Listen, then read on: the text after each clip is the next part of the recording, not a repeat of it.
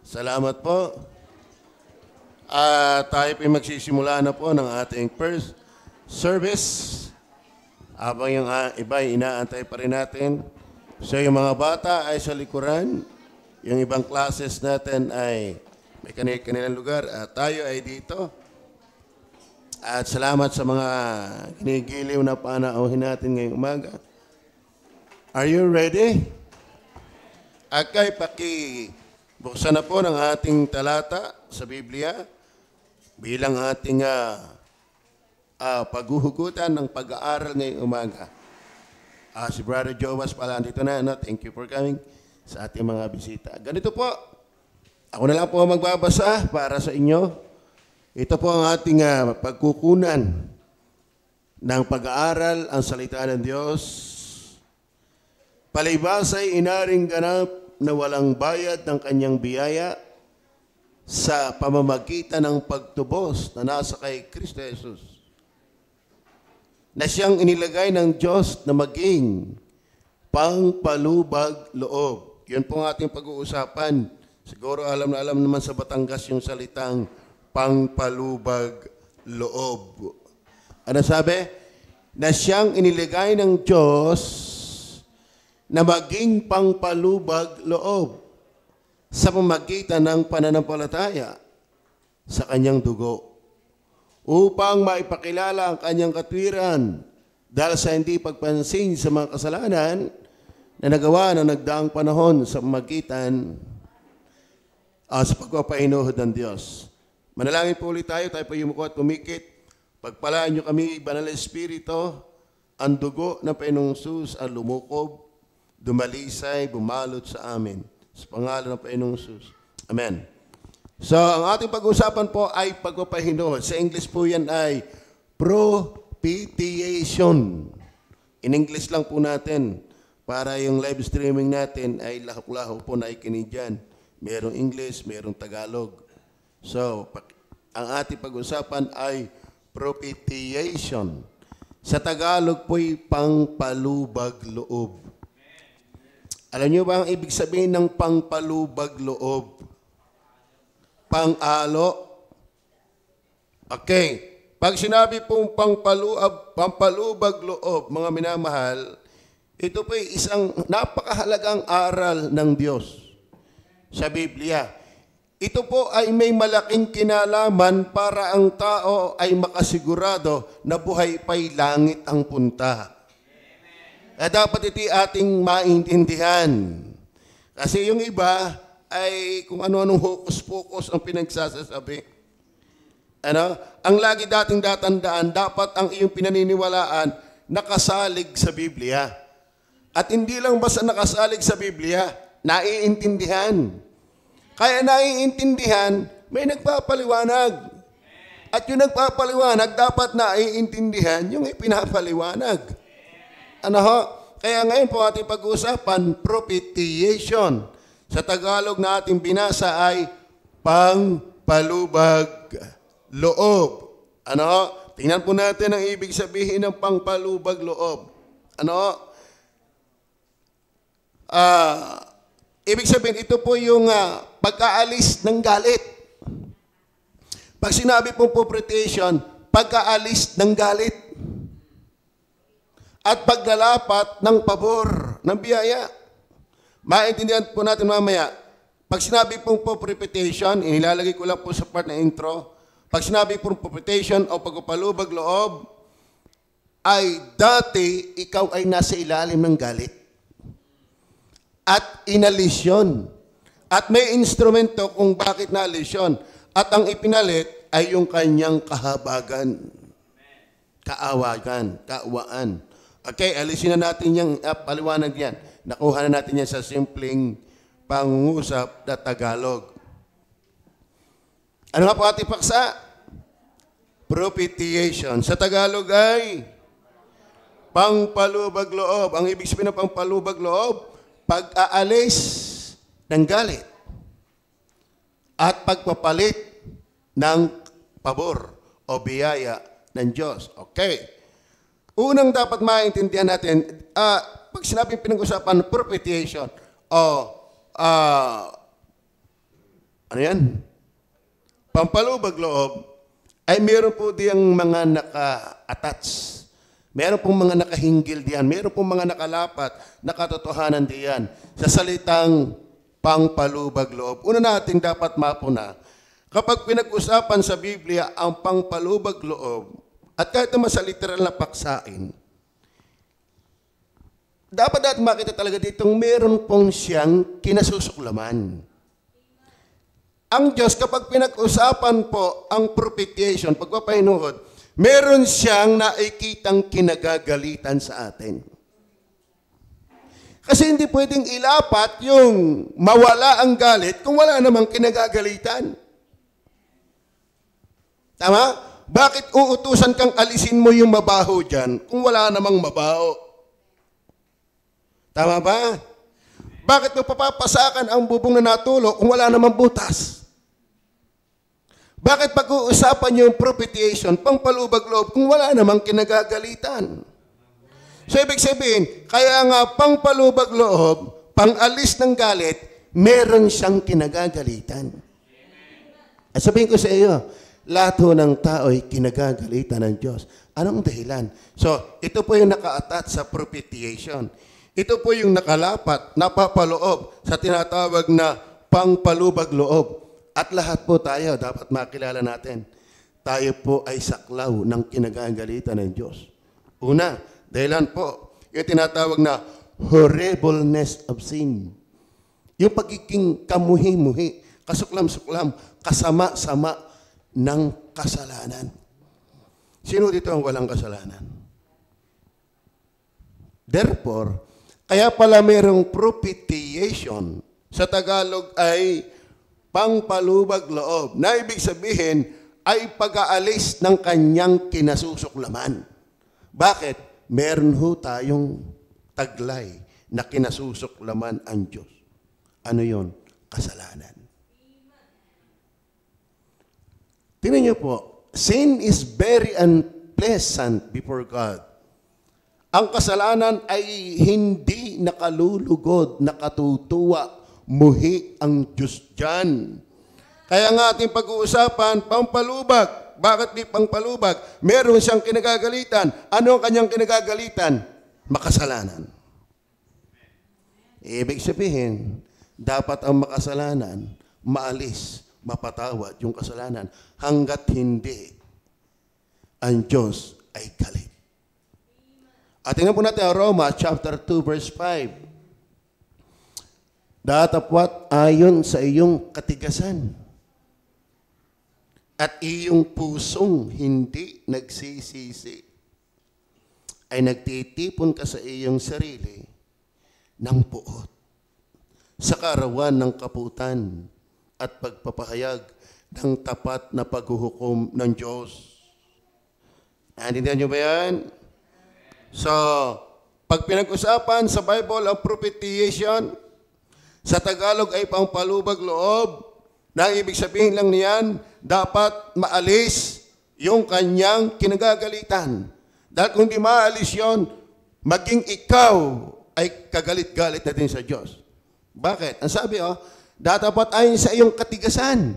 Maraming tao ay talagang matigas ang kayuko. Saramulyo, supot, matigas ang ulo. Mamamatay na sa kasalanan, ayaw magsisi. Tama ba? Kumbaga, Garne, hindi maaalis ang galit ng Diyos sa iyo kung hindi ka magsisisi. Hindi malulubag ang Diyos. Hindi mapapawi ang kanyang galit sa iyo kung hindi ka magsisisi. Hindi pwedeng ilapat sa iyo yung propitiation. Hindi pwedeng ilapat sa sino mang makasalanang tao yung salitang pangpalubag loob hanggat hindi naaapis, hanggat hindi nawawala yung kanyang kinamumuhian. Kasi may sukat siyang ikamuhi sa atin. Bakit? Ang sin ay horrible. Pag sinabing matindi ang kasalanan, bakit? Ito may sabi, dapat ayon sa iyong katigasan. Yun lang ikay makasalanan, matigas pa. Tignan nyo yung inyong mga anak na matigas ang ulo. Mali na yan, tigas pa ng ulo, di nakakaiyamot. At ganyan o ang tao. Kala mong binuhay lang ng Diyos, pahinga ng Diyos, pamata ng Diyos, papuso ng Diyos, pakamay ng Diyos, pahangin ng Diyos, palupa ng Diyos, pakain ng Diyos. Lahat ay sa Diyos galing, tapos ang tigas pa ng ulo mo. Ay talaga ang Diyos ay suklam na suklam. Kailangan mong maalis, malubag ang kanyang loob.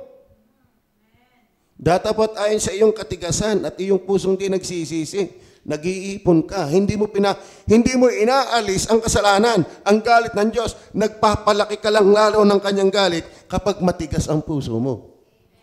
Sabi datapot ayon sa iyong katigasan. Ano ibig sabihin matigas?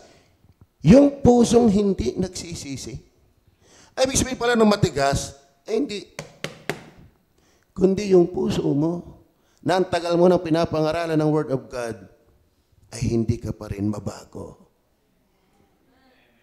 Hindi ka pa rin nagsisisi ng iyong kasalanan. Ano sabi?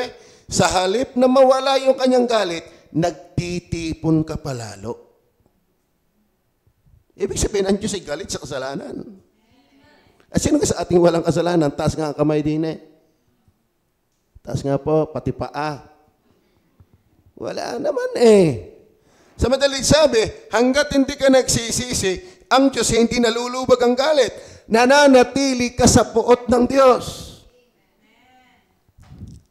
Tingnan po natin ang John chapter 3 verse 36. Tingnan po natin. Ang sumasampalataya sa anak ay may buhay na walang hanggan. Ngunit, ang hindi tumatalima sa anak ay hindi makakakita ng buhay, kundi bagkos sa halip, puot ng Diyos ang sumasa kanya. Ibig sabihin mga minamahal, ang hindi pagsisisi at pananampalataya kay Jesus ay karamaldumal sa Panginoon. Naintindihan niyo ba yan? So pag sinabing propitiation. Ano nga ang Tagalog ng propitiation? Pampalubag loob. Ano ibig sabihin ng pampalubag loob? Pag-aalis ng galit ng Diyos. Bakit ang Diyos ay galit? Dahil ang Diyos ay may sukat ikagalit. Ano yon? Ang kasalanan ay matindi sa Diyos. Hindi yan biro. Kung nagbibiro ka sa Diyos, hindi biro yan. At wala naman sa ating hindi nagkakamali. Kaya dapat tayo ay nagsisisi lagi. Amen? Humihingi ng tawad sa dugo ng Panginoon. Tingnan niyo po natin ang Roma chapter 8, verse 7 and 8 kung bakit matindi ang kasalanan. Sapagkat ang kaisipan ng laman. Ano ba yung laman?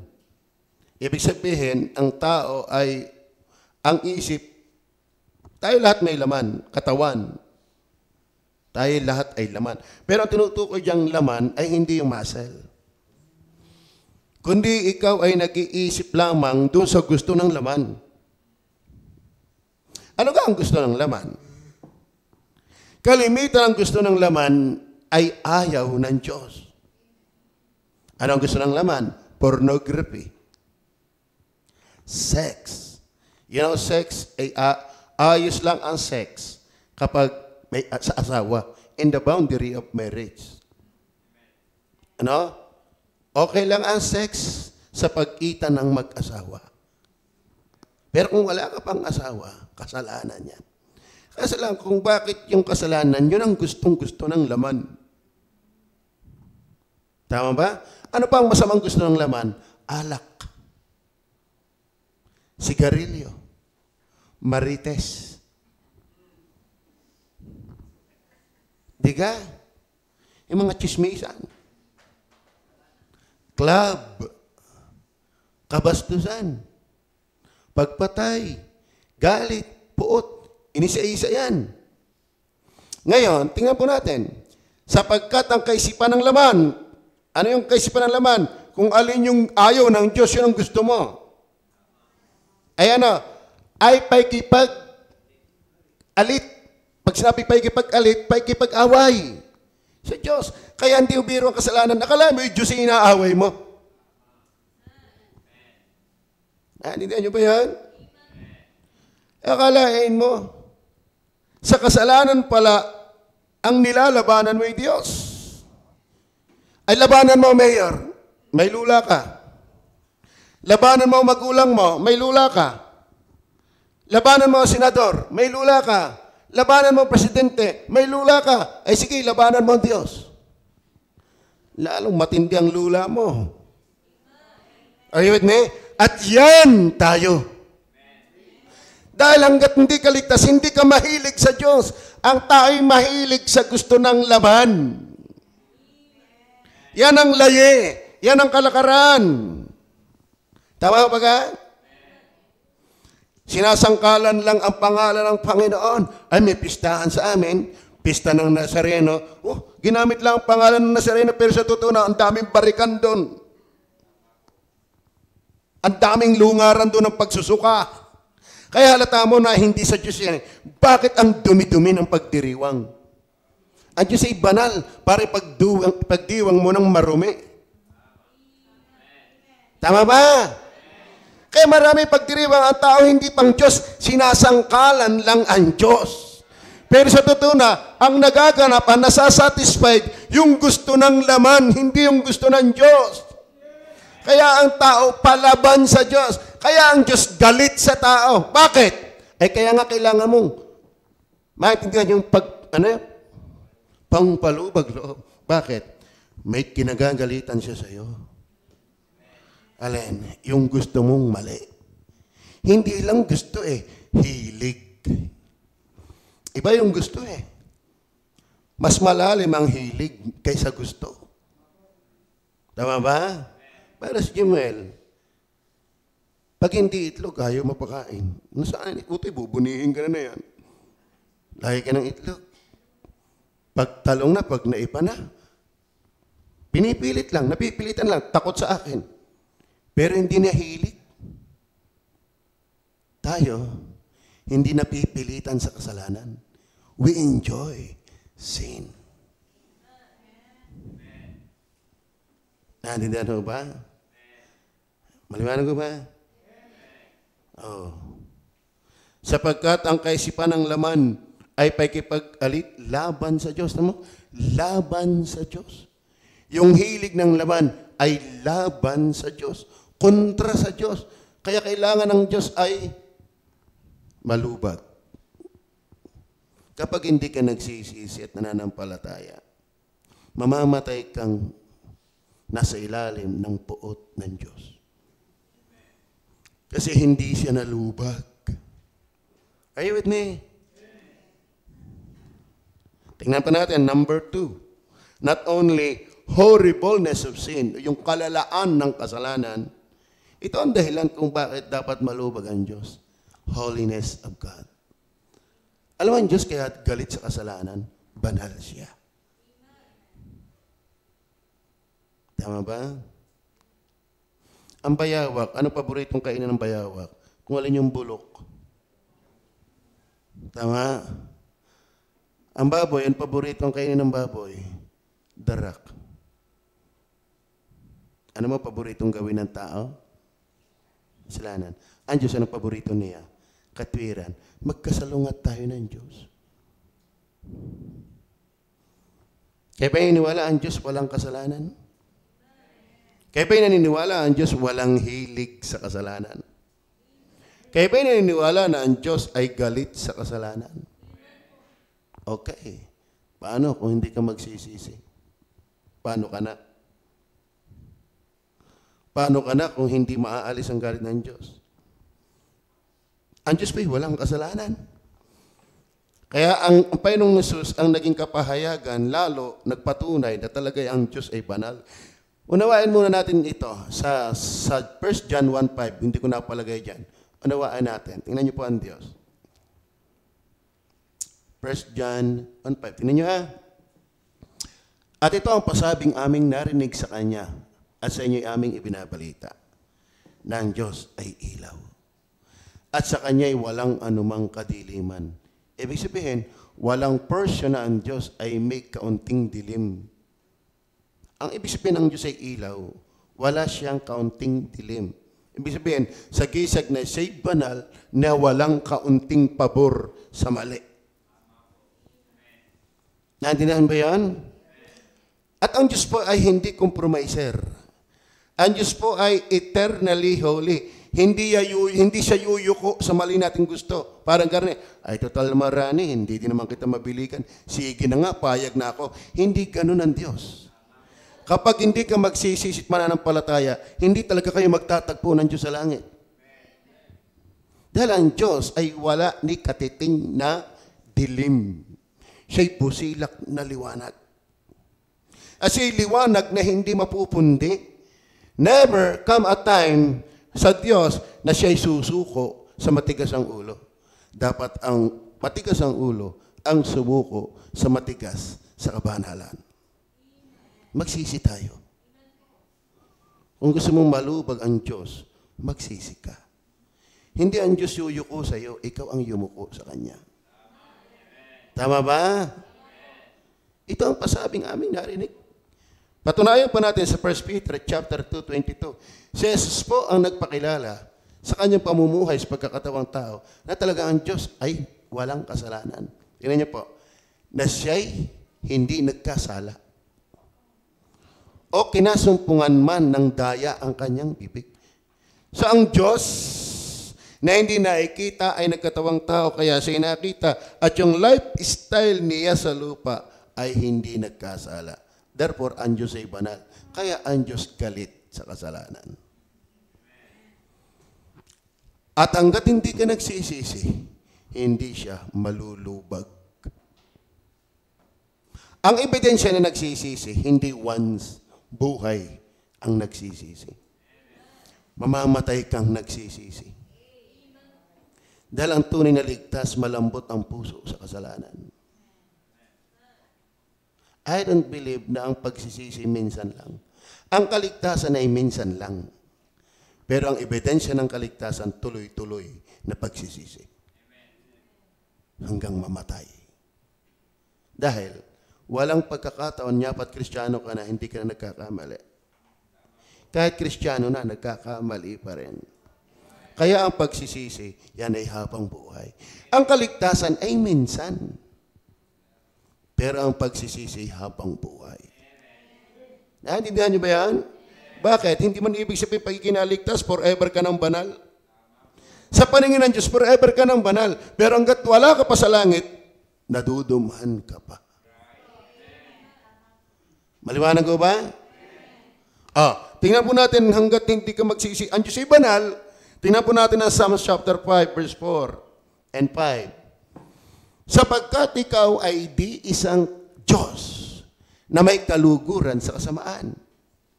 At Diyos ay hindi tipong susuko at may pagkakataong sige na. Dahil mahal naman kita, di sasakyan na lang kita. No way. Amen? Sapagkat ikaw ay di isang Diyos na may kaluguran sa kasamaan. Ang masama ay hindi tatahang kasama mo. Mabigat yan. Hanggat kinakalaban mo ang Diyos, ay hindi kayo pwedeng magsama. Tama ba? Kaya may kasamaan lang ng loob pag magkakasalubong ay naiwas. Tama ba? Kipot na kipot na nga ng dadaanan kita ko namang dadaan pinawala. Bakit? Yung kaunting sama ng loob, hindi na kayo Hindi nga kayo makapagkamayan, hindi makapagbatian. Bakit? Dahil lang sama ng loob. Ba't naman ang Diyos sasama sa iyo? Ay kung baliwalain mo siya. Kung hamakin mo siya. Tatandaan niyo, ang hambog ay hindi tatayo sa iyong paningin, iyong kinapuputan ang lahat ng mga gagawa ng kalikuan. Hindi lang po yung kalikuang nagawa mo, pati ikaw na gumagawa. Kasi wala namang kasalanan kung walang makasalanan. Tama ba? Sabi nga sa inyo lagi, kung kayo iinom ng buko juice, yun ang gusto kong inumin kaysa doon sa juice na may coloring.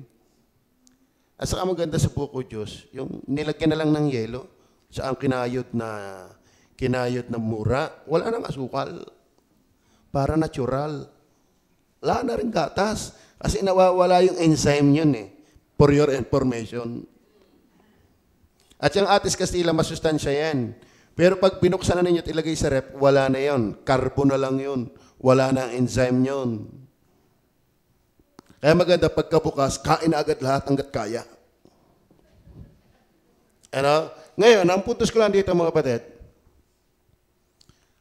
Bigyan na papunta doon. Yung buko juice, naiputan ng butiki. Sabihin ko sa inyo, hindi lang ibabaw ang damay, pati ilalim. Bakit? Hindi mo na inumin yun. Yan lang bang ibabaw ang nadamay? O pati yung ilalim, hindi mo na rin inumin. Alam nga namang dukutin mo, paano matutungkal yung... Saka, imagine, may butiki na, ipot ng butiki. Inumin mo pa gayon? Siguro pag walang-wala na. Tama ba?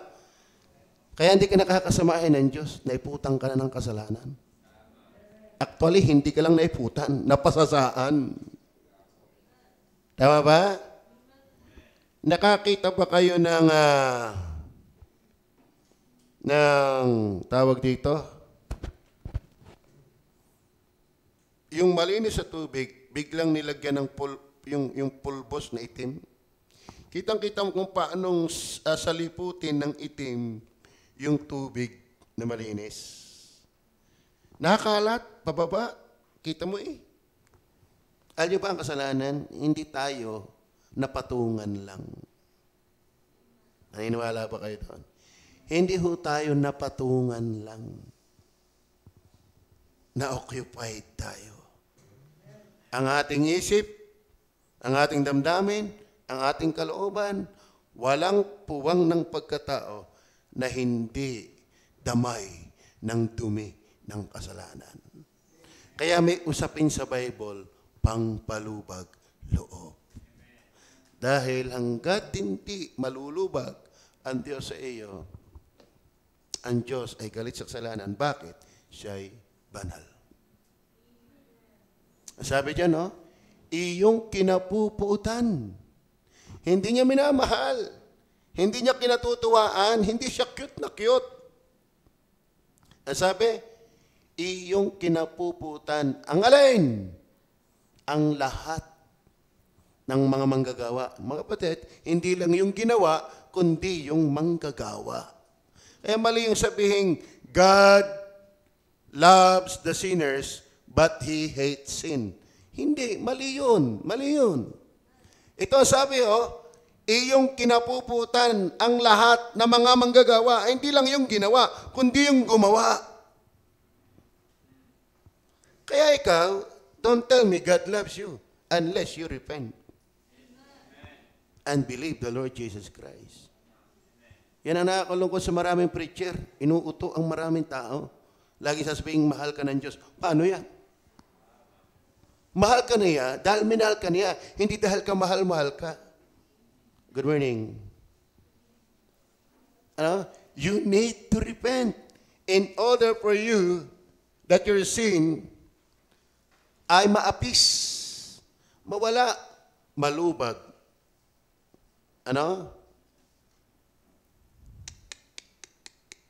Parang isang binatilyo, isang dalagita, paboritong anak ng kanyang mga magulang, mataas ang pangarap, nakalantak ng tanan,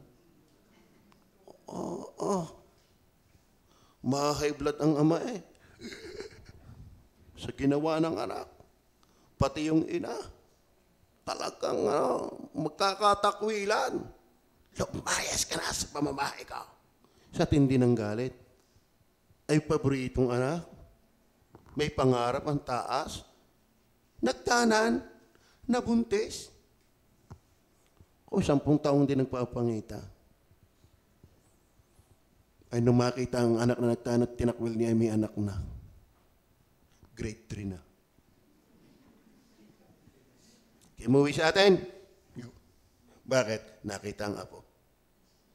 Nalubag ang galit. Naintindihan niyo ba kaya natin pinag-uusapan? Ibig sabihin, nung makita ang apo, bay, nawala ang galit. Alam niyo ba, kung gusto mawala ang galit, dapat makita niya sa iyo si Jesus. Naintindihan niyo ba yan? Kasi ang patatlo nating titingnan puntos, kung nabibasahan niyo marami. Hindi pa pala. Sige, pwede natin ilagay sa pantatlo yan. Tingnan niyo po, Romans chapter 3, verse 24 and 25. Tingnan niyo po. Palibhas ay inaring ganap na walang bayad ng kanyang biyaya sa pamamagitan ng ano? Okay. Sabi, inaring ganap na walang bayad. Ano ibig sabihin ng walang bayad? Ay, di libre. Yan pa naman ang gusto ng Pinoy. Ano? May bagay itong mga Pinoy, hindi ko maintindihan. Ano? Yan palang kaligtasan ay walang bayad. Bakit? Ay, hindi mo naman kayang bayaran. Alam mo ang Diyos, para mabayaran mo, dapat ikaw ay banal, hindi sa isang araw lang. Tutumbasan mo na ang Diyos ay banal, magpakailanman. Ay tayo ngayon hindi natin kayang maging banal sa loob ng isang segundo. Paano mo mababayaran yon? Ba, Pastor, paano naman nasabi mong hindi ko kayang maging banal sa isang linggo? Isang segundo? Naniniwala mo ba kayo doon? Na hindi mo kayang maging banal sa loob ng isang linggo. Okay, tatanungin kita. Sa isang segundo ka, kaya mong alisin ang lahat ng kasalanan mo? O hindi mo kaya? Paano pa yung mabayaran? Kaya nga may nagpakabanal sa ganang atin. Na ang kabanalan niya ay katumbas ng kabanalan ng Diyos Ama. Sino yun? Yung Diyos Anak na nagkatawang tao. Kaya sabi nga sa inyo, kung paano yung mga magulang maalis, mahuhupa, malulubag ang kanyang galit, abay nakakita ng cute na apo. Kamukha ba naman ng kapitbahay? Ano? Sabihin ko sa iyo, talagang nang makita ko yung apo ko, parang nakalimutan kong kayo nagtanan eh. Okay? Wala. Naging ganyan naman. Tama ka sa Lorna. By si Lorna, may apo na din. Bigay ibang usapan niyang apo. Ang ramdam niya na itubo. Kumbaga nasulit yung pagpapagod sa mga anak. Ano? Yung mga anak ko ito na yung tubo ko. Sa aking mga pagpapagod sa inyo. Kaya parang naiibsan lahat ng pagod dahil lang tubo. Ang Diyos, naaalis yung kanyang galit, nahuhupa, naaapis, nalulubag kapag si Jesus ang iyong sinampalatayanan. Tingnan natin ang verse 25. Na siyang, sino siyang? Verse 24. Si Jesus, di ka? Inilagay ng Diyos na maging maliwanag. Sino yung pampalubag loob? Hindi, baptis yun. Kaya magkakamali. Kaya kami, hindi nagkaanyaya magbaptis kayo para kayo maligtas. Ang liwanag, ang nag-aalis ng galit ng Diyos, si Jesus. Kaya maniwala rin kayo, hindi iglesia yon. Hindi rin katoliko yon. Hindi rin Mormon yon. Bakit? Si Jesus nga yun eh. Kami ngayon umaaming hindi kami yon. Lalo naman kayo dapat umamin hindi kayo yon. Tama ba? Be kami umamin, be kayo hindi na amin. Tama ba? Ba't di natin naaminin Ang Bible may liwanag na liwanag nagsabi mo na siyang inilagay ng Diyos na maging pangpalubag loob sa pamamagitan ng ano? Hindi ng paggawa ng mabuti, hindi ng pagpapabinyag, hindi ng papapabautismo, hindi ng pagsunod sa kautusan, no. Pananampalataya kay Jesus. Bakit kay Jesus? Siya nga ang pampalubag-lubi. Tama ba ka? Gusto nyo bang mawala ng galit sa inyo ng Diyos? Siya, magdasal kay Maria. Yun ba sabi? Sala kaya mga kapatid, magbasa kayo ng Bible. At tiyagain yung makinig kayo dito. Alam mo kung bakit kami nag-aanyaya sa inyo? Napakahalaga nito. Marami sa tao hindi alam yan. Mamamatay na lang nang walang kaalam-alam. Akala yata automatic pag namatay ay palangit. Galit sa iyo ang Diyos. Di ba? Sabi ko sa inyo dito, sino dito yung walang kasalanan? Aminado naman tayo lahat O therefore, kailangan mong maalis, malubag ang Diyos. Kung hindi, mananatili ka sa ilalim ng puot ng Diyos. Yan na yung sinasabing sumpa ng Diyos. Ba, hindi biro yung sumpa. Ito ang pang-apat natin kukunin kung bakit dapat makita mo yun. Nabaliktad na lang ako nga, bahala ka na magpatas dyan.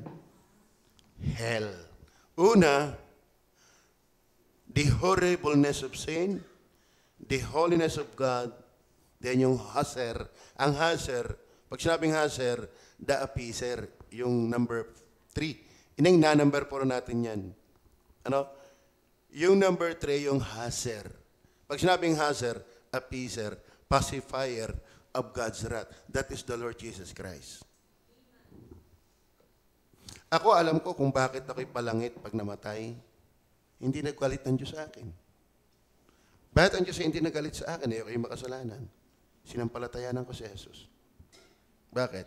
Siya yung haser. Siya yung pacifier. Siya yung nagpapacify. Siya yung appeaser.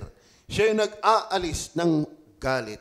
Parang siya yung apo.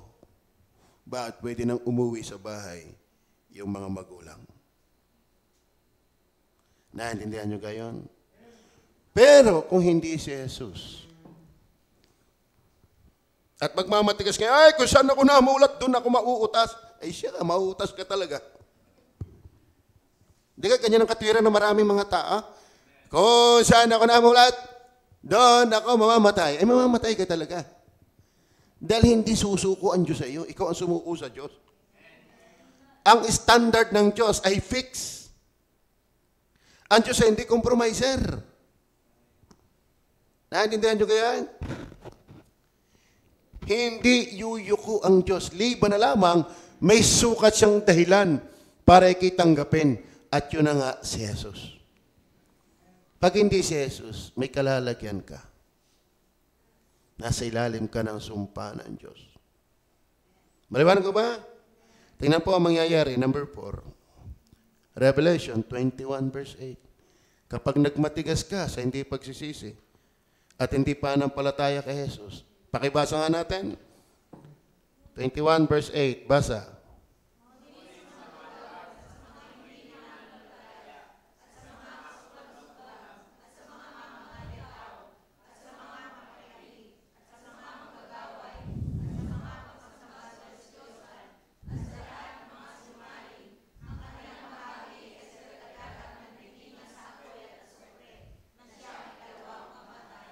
Ano yun? Dagat-dagat, nagnininga sa apoy. Ay sabi ng saksi, wala daw naman na yan.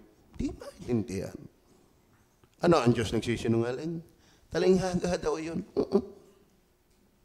Yung bang araw, talinghaga? Hindi dumais ka sa araw kung italinghaga. Pagka nga, summer, daing ka na, ano kang init? Patikim lang yan. Araw pa lang yan. Samantalang impyerno ay dagat-dagatang apoy. Imagine, lake, not of water, lake of fire. Tapos nandun yung worm, nandun yung mga uod na hindi namamatay. Alam nyo ba, totoo yan? Pumunta kayo sa may Taal Lake, may portion doon na sumisingaw ang vulkan, pero makakakita ka doon ng mga uhod. Magtataka kayo doon, ang init-init, ang daming uhod na nagalaw. Kasi meron palang uhod na disenyong pang-apoy.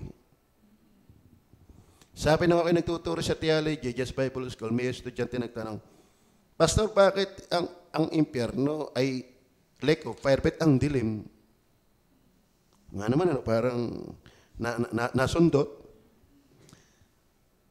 May nabasa ang aming pastor na pinakamatinding mainit na apoy ay kulay itim. Hindi ka pa rin lulusot. Pag sinabi talaga ng Bible, totoo yan. Ngayon, kung maniniwala ka, kung naantong ka na, ay sorry ka. Kaya nga, may pangangaral ngayon. Para ngayon pa lang, magsisi ka na. At manampalataya. Bakit? May hell. Kaya nga, mayroong propitiation. Ano propitiation? Sa Tagalog, pangpalubag loob. Ano ibig sabihin ng pangpalubag loob? Dapat maalis yung kanyang galit. Bakit? Anong naka-attach doon? Ang Diyos, ang kasalanan ay terrible sa Diyos. Horrible. Then ang Diyos ay holy. Then merong hazer, si Jesus Christ. Kung gusto mong maalis yung puot ng Diyos, kanino ka pupunta? Ngayon, kung matigas ang puso mo, saan ka pupunta? Gusto mo ba doon? Pastor, di ako iniwala dyan. Trangkaso lang iki. Hindi ka na magkaintindihan. Yung katitigas ng tao, titigas ka pag sa Diyos. Ano? Tulad ngayon, may mga bansang magkakaroon ng wildfire. Nagkakaroon ng tsunami. Alam mo, isang araw, yung katigasan mo, masusubukan mo yan. Kaya magandang ngayon pa lang, magsisi ka na. At manampalataya. Then last, ito na yung hamon natin. Lagi ko niyo ulit, have faith. Para malubag, tumalab yung... Yes, andyan na yung pampalubag. Hindi mo naman sinasanampalatayaan, hindi, wala rin. Balik tayo sa huli. Talata. Romans chapter 3, verse 24-25.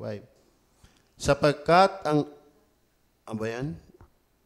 Sige. Pwede natin simulan natin dyan. Sapagkat ang lahat ay nangagkasala nga, kasama ka ba doon? Doon sa lahat, kasama ka ba doon? Alam nga namang lahat ay ikaw lang ang hindi. Ang tindi na yun. Sa lahat. Kayo yun. Ako hindi. Sinungaling ka. Dilagdagan mo lang ang kasalanan mo. Sapagkat ang lahat ay nangagkasala nga at hindi nangakabot. Kapos. Hindi mo kayang abutin ang kaluwalhatian ng Diyos. Kumbaga, hindi mo kayang isatisfied ang Panginoon.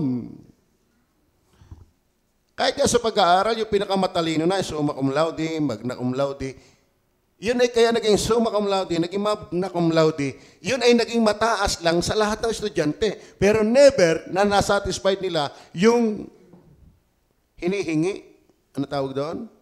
Curriculum. Yung grades. Nagkataon lang, ikaw yung laging 98 o kaya ay 99, pero hindi habang buhay, 100 ka. Ngayon, mga kaklase may 64. Di ikaw nga yung magna cum laude, summa cum laude. Bakit? Sa lahat ng estudyante ikaw pinamataas pero hindi sa lahat ng estudyante, ikaw yung walang 99. Kahit nga yung pamantayan ng school, hindi mo kayang i-perfect. Di lalo na ang pamantayan ng Diyos. Kaya nga walang nangakaabot. Tama ba? At walang makakaabot. Kaya nga tayo na ang inabot. Diga? Dahil hindi natin kaya umabot, siya ang umabot. Naparito ang anak ng tao upang hanapin at iligtas yung hindi makakaabot. Sapagkat gayon na lamang ang pagsinta ng Diyos na ibinigay niya ang kanyang bugtong na anak upang ang sinumang sumampalataya ay di abot. Ay wag na mapahamak kundi magkaroon ng buhay na walang hanggan. Gusto niya ho ba yan? Kaya balik tayo, verse 24. Tingnan po natin ang verse 24. Paano yan? Palibhas ay inaring ganap na walang bayad ng kanyang biyaya sa pamamagitan ng baptis. No? Huwag kayo magbabaptis para maligtas. Magbaptis ka na pagkaligtas ka na. Pero huwag paraan ng kaligtasan. Dahil ang baptis ay hindi tagapagligtas. Tagapangaral ng tamang tagapagligtas. Palibhas ay inaring ganap. Pag sinabing inaring ganap, dahil kay Jesus, okay ka na. Na walang bayad. therefore hindi gawa ng kanyang biyaya sa magitan ng pagtubos. Kaya nga si Jesus na parito. Verse 25. Na siyang inilagay ng Diyos na maging pangpalubag loob sa pamagitan ng have faith. Gusto niyo ba malubag ang Diyos sa inyong kasalanan? Na hindi mo kaya sapagkat walang nangakaabot at makakaabot? Si Jesus lang ang umabot. Bakit? Si Jesus lang ang kayang tumighaw, sumatisfied, sumapat sa inihingi ng Diyos na kabanalan. Bakit siya hindi lang? Bakit? Dahil hindi lang siya tao. Siya Diyos na nagkatawang tao. Kaya walang pwedeng taong makatighaw, makasapat sa pamantayan ng Diyos. Kailangan ang titighaw at sasapat ay Diyos din na nagkatawang tao lang. Para sa atin. Ay gusto mo maligtas? Malis ang galit sa iyo ng Diyos? Si Jesus ang kinagalitan ng Diyos. Kaya nga siya nagdusa at namatay. Para kung mananampalataya sa Kanya, wala nang galit sa iyo ng Ama. Maliwanag ko ba? Meron pa ang 5 minutes. Bibigyan ko ng halimbawa. Ako nung bata, ako'y galit na galit sa Maya. Dahil yan ay laging ang takaw ng palay. Siguro may dito nakaabot kayo ng palayanan. Lalo yung Mayang paking. Yung Mayang bubungan, pag sumigaw ka, oh! Naalis yun eh. Kaso lang balik uli. Pero yung paking, bingin na ako. Pagaw na ako. Hindi na eh. Kaya pala Mayang paking ang tawag doon. Bingi. Ngayon pag ako'y nakakahuli ng Mayang paking, grabe. Dinuduk-duk ko talaga. Sa kaya Mayang bubungan, sa galit ko. Pero minsan ako'y nakahuli ng hapon, medyo tikling. Ewan ko ang tawag doon sa tikling na yun. Naglagay kami ng dahon ng gabi. Tapos maliit na kawel, ipinatong namin doon. May tumukhang tikling. Kalimitan nga doon, pagpipilwagan, iwan ang dila. Pero pinipirito namin. Kaya kami nga nanguhuli, pang prito namin. Hanggang kami sanay na laging asinala at tubig. Ngayon, nakahuli ako. Ay, gusto kong pitikin. Ang amo ng muka. Para pag pinitikori, ako yata yung madadanyuhan. Para ako yata yung manununo nito pag ito'y pinitik ko. Ay, ang amo, hindi ko talaga mapitik. Alam niyo ba mga kapatid, kaya hindi na magagalit sa iyo kahit hindi ka nadudurugin. Maamo si Jesus.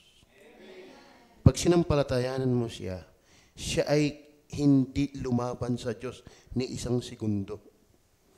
Hindi siya kayang patulan ng Ama. Kaya kung gusto mong hindi ka nakagalitan ng Diyos, hindi ka napipitikin ng Diyos, huwag mong iaaro si Maria. Kami isang araw ay nag-outing diyan. Diyan sa may Pagkilatan. Dinaanan namin yung malaking rebulto doon. Alam niyo ang Panginoon ay galit dyan. Huwag mong iaaro dyan. Tapos kami pumunta doon. Naku po, pambiyan, hindi na ako makakaulit. Pagsalalim. At ang iahon, 3, nag-uusong-usong. Kaya hindi na ako mag-outing uli doon. Huwag mong iaaro ang anuman, kundi si Jesus. Dahil si Jesus lang ang nakasatisfied ng hinihingi ng Diyos. Si Maria ay makasalanan din. Kaya siya'y hindi inang saklolo, siya'y inang sinaklolohan. Siya'y inang hindi tagapagligtas, siya'y inang iniligtas. Siya'y hindi inang panalanginan, siya'y inang nananalangin. Yan po ang inyong mahihita, mapapala kapag nagbabasa ka ng Bible. Hindi yung ikiupo, upo siya nga po, papatayin ka na upo. Bakit? Di ka nagbabasa nito eh. Tama ba? Kaya nga dito, may screen pa tayo. Binabasa pa natin. Para kitang-kita nyo, ebidensya, Bible talaga ang binabasa natin.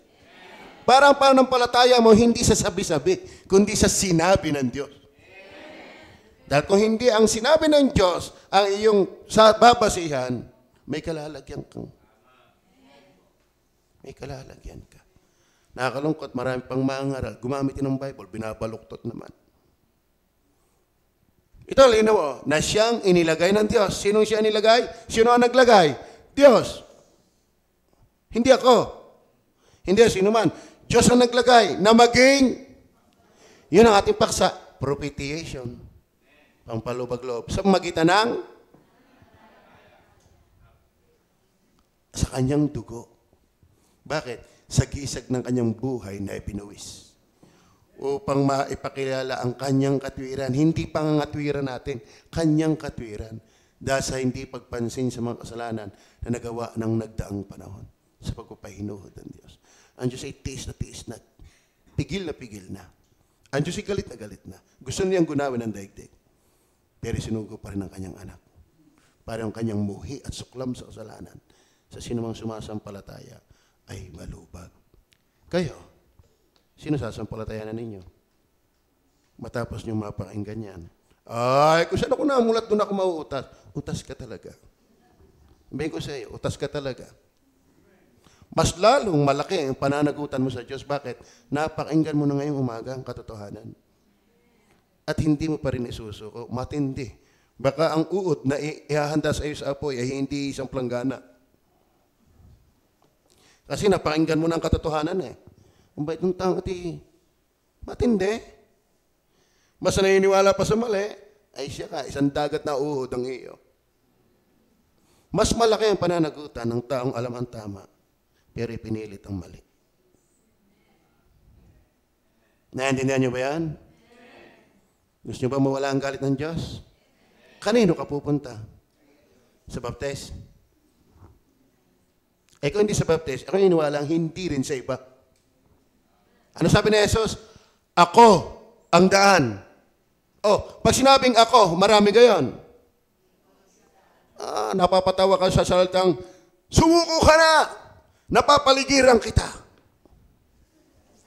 Pwede ba yung napaliligiran kita yung nag-iisa ka? Kaya si Jesus lang ang tagapagligtas.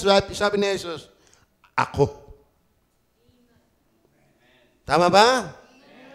At pag sinabi mo, pag pinag-aral mo salitang ako, therefore, hindi yun bagay. Pwede mo ba yung upuan, gamitin mo sa part of its speech, na ako, silya, sasabihin, ako, hindi, bagay yan. Arilo, hindi pwedeng gamitin dyan ang ako. Kaya mga kapatid, ang tagapagligtas ay persona, hindi bagay. Ang tubig ay hindi persona. Kaya ang binyag, hindi ang tagapagligtas. Bakit? Hindi nga yan persona. At sabi ni Jesus, ako. Si Jesus ba'y tubig? Si Jesus ba'y upuan? Si Jesus ba'y reliyon? So hindi mo pwedeng ilapat yung salitang ako sa binyag, bautismo, kautusan. Hindi. Ako, siya mismo. At ang pasabi, ang daan. Ako, ang daan. Kaya tama ang grammar. Hindi sinabi, ako ang mga daan. Ako ang daan. Kaya iisa. Si Jesus lang. Walang pupunta sa Ama, kundi sa pamamagitan niya. Kaya kung gusto mo pumunta ng langit, saan ka pupunta? Kanino ka pupunta? Ngayong alaman mo na, ayaw mo, at kung saan akong namulat doon ako mamatay, dadami ang uod mo doon. Are you with me?